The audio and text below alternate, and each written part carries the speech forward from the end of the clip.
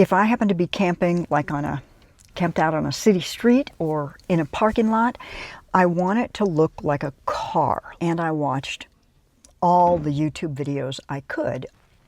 I think I'm gonna have to use super glue. Shit, I didn't want to use super glue. I'm going to staple it on.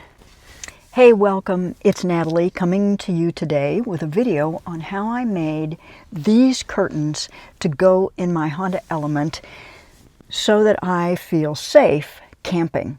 So you may know that I already have these Reflectix and black window coverings to go on all the, where's the one for the other side? Anyway, I have these for all the other windows, but not the three front windows, the front windshield and also the side front windows.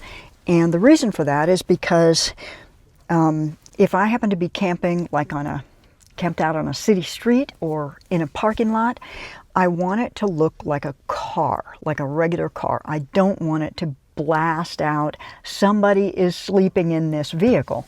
And so the way to do that is to not cover the front and front side windows so they just look like a normal car, but to have these blackout curtains behind the front windows so that you can't see me back here, because I'll have all of these, you know, Reflectix with the black side out covering the other windows, so you won't be able to see in, and you won't be able to see me, and hopefully no light coming from the front, because these black curtains will be here and it will just look like a black wall. Won't necessarily look like there's somebody back here. That's the hope.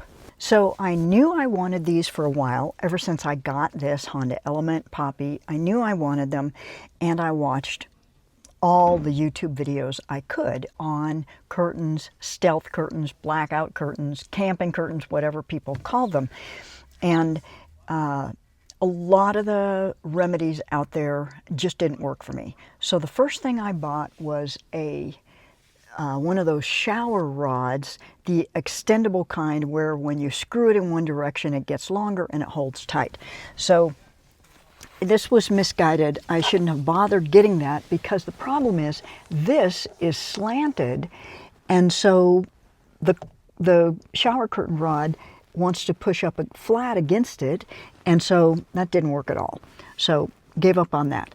Then the second thing I bought, I thought, oh, I'll just buy those Velcro curtains and I'll stick the Velcro strip up here. But I didn't want to do that because I don't want to, you know, this is a fabric ceiling. I don't want to mess with it. I didn't want to put something sticky on it so that when I pulled it off it would be obvious, because probably someday I'm going to sell this Element. So I didn't want that. So the next thing I found is a woman, I'm so sorry I didn't write down your name, but somebody had used this kind of flexible curtain rod.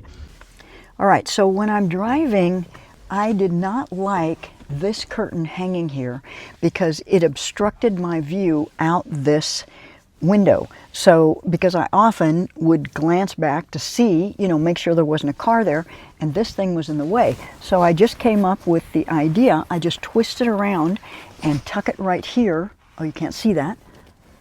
And tuck it right here into this. And so that works perfectly.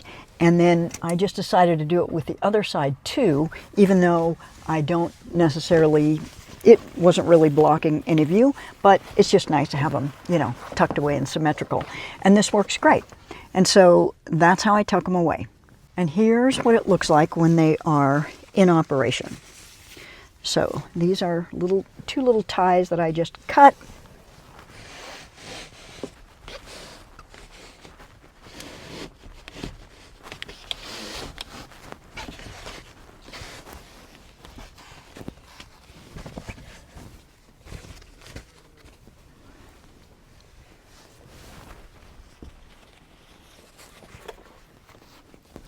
Now I have these, and so I can just tuck them right into this little organizer pouch I've got here. Okay, so my sister-in-law, who helped us with the bed build, Sue, she cut these, shorten these, and put Velcro, very beautifully done. Now, if I had done this myself, I would have used fabric glue. I would have hemmed it with fabric glue, and I would have put the Velcro strips on with either fabric glue or a stapler. So these are beautiful, really nice job, and I'm just telling you, you know, there's other ways to do stuff. If I didn't have somebody with all the equipment and all the skills, I could have done it myself. Okay, so these things are Velcroed, and then I can just tuck this behind the bed. If there's any light coming in through down here, I can, there's plenty of stuff I have here. I can tuck something in that space. Okay, now the thing that I realized that I haven't put, that I need to put, is some Velcro. Let's see if you can see me. Some Velcro here on the edges. And so I'm going to do that. All right, so let's look at the curtain rod itself. So the curtain rod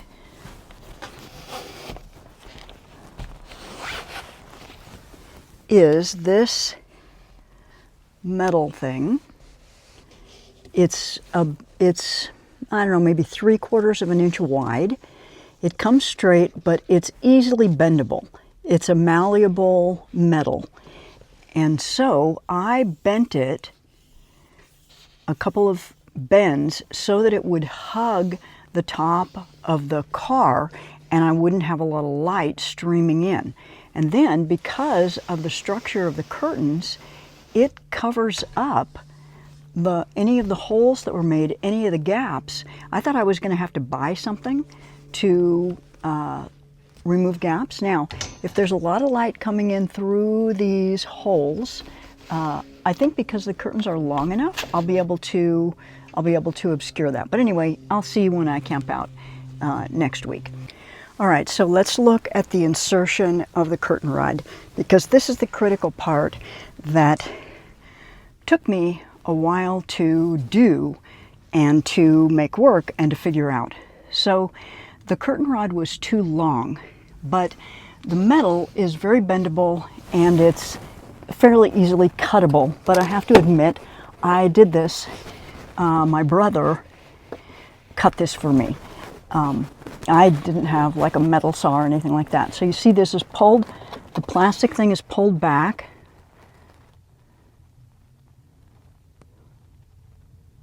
There you go.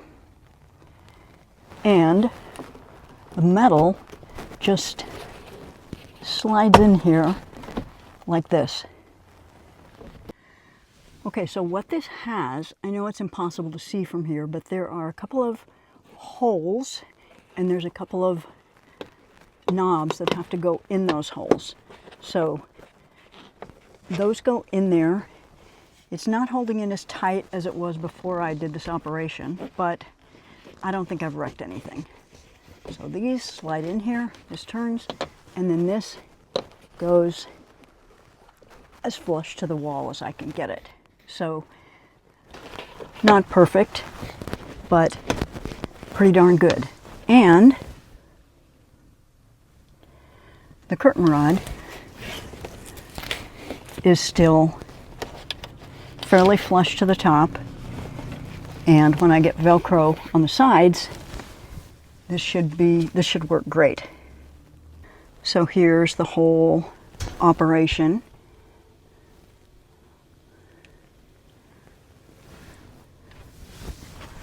This one is still flush to the wall. I did something to this one. Hopefully I didn't wreck anything.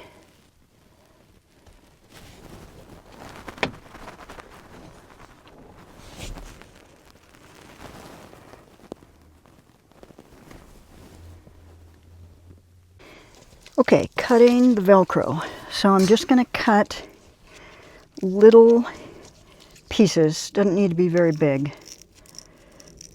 And I'm going to see if 3 on each side will be enough. to do the job. All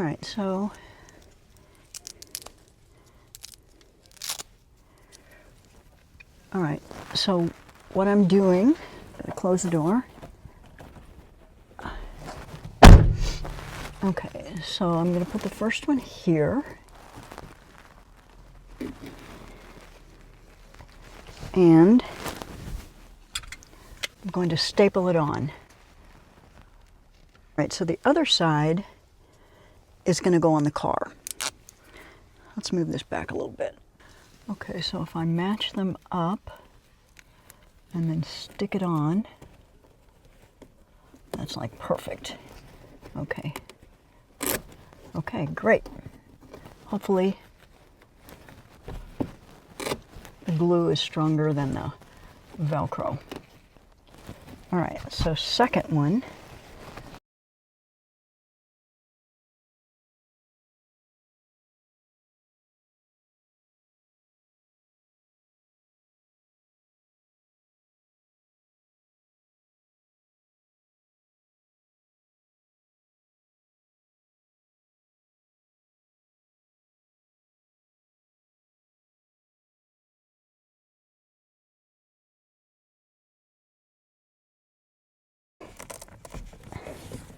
This stuff is not going to stick. I think I might have to use super glue.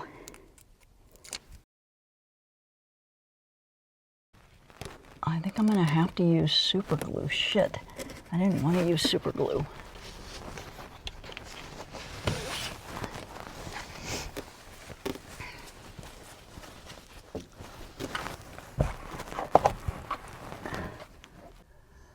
Okay, hopefully you'll be able to see what I'm up to here. So I have one Velcro. I'm going to cut 3 more. I think I should take super glue with me on this trip so that when things don't work, I have a solution with me.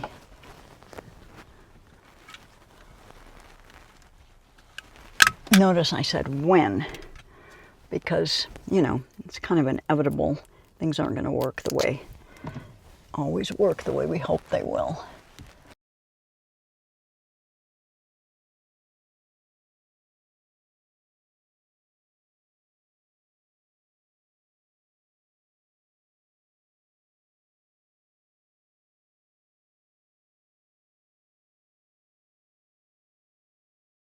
Right, so here we have it with Velcro.